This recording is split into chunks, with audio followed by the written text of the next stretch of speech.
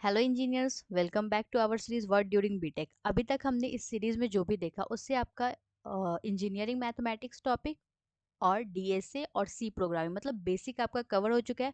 और semester exam के point of view से देखें तो आपने 3 सेमेस्टर एग्जाम्स दे दिए हैं, जिससे आपको ये क्लियर हो गया कि आपको सेमेस्टर कैसे पढ़ना है, कितना पढ़ना है, जिससे आपका आराम से गेट का प्रिपरेशन भी मैनेज हो सके। ठीक है। तो अब आपको अच्छे से प्रिपरेशन स्टार्ट करनी है, जो कि फोर्थ, फिफ्थ और सिक्स सेमेस्टर में आप करेंगे। ठीक है। सबसे पहले आपने क्या करना है कि सबसे पहले आपको डिस्क्रीट मैथमेटिक्स पढ़ना है, फिर डिजिटल इलेक्ट्रॉनिक्स पढ़ना है। सीओए और ओएस में बहुत सारे टॉपिक जो होते हैं मेमोरी मैनेजमेंट के, वो सब ओवरलैप कर जाते हैं, तो ये दोनों को आप सीक्वेंस में पढ़ सकते हैं। ठीक है। उसके बाद डा आप भी कवर कर सकते हैं, क्योंकि आपने डीएसए पढ़ा है तो उसमें थोड़ा बहुत एल्गोरिदम आपने पढ़ रखा है, तो ये भी पढ़ने में आपको आसानी होगी।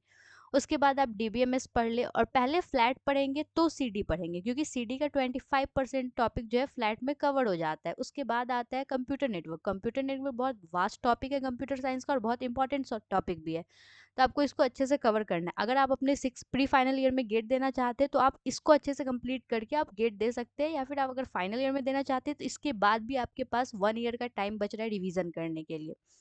और बाकी जितने भी गवर्नमेंट एग्जाम है, जितने भी सेंट्रल यूनिवर्सिटीज़ है, सब इसी सिलेबस के अकॉर्डिंग, इसमें एक दो software engineering, ops, C plus plus, ये सब ऐड हो जाता है। वो यूनिवर्सिटी के सिलेबस पे डिपेंड करता है, और बाकी गवर्नमेंट जॉब पे डिपेंड करता है। बाकी अगर आप गेट के सिलेबस को कंप्लीट कर लेते हैं तो बाकी सारी चीज़ों का सिलेबस ऑटोमेटिक आपका कंप्लीट हो जाता है। That's all for this video. Thank you for watching. अगर आपको ये सीरीज़ पसंद आ रही है तो अपने दोस्तों के साथ शेयर कीजिए। Do let me know in the comment section.